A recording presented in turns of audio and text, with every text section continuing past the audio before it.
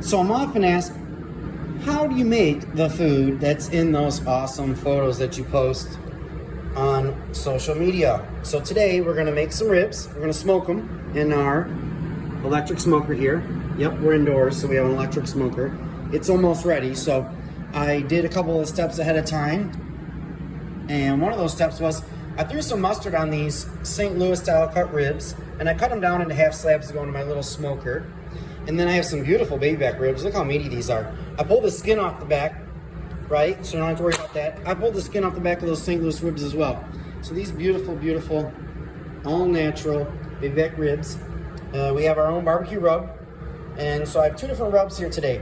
For the St. Louis ribs, I added some coffee and some coriander to our basic butchery blend barbecue seasoning, or barbecue rub, if you will. And then there that is.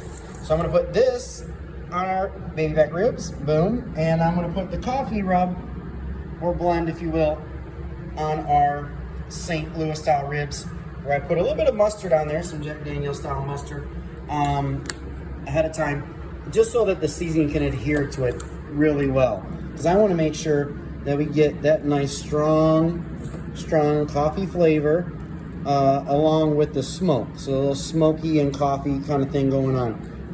So I'm going to put a good amount of this rub on the ribs. And I'm going to come over here to our basic rub, if you will, or our barbecue rub. And I'm going to put that really well all over our baby back ribs here.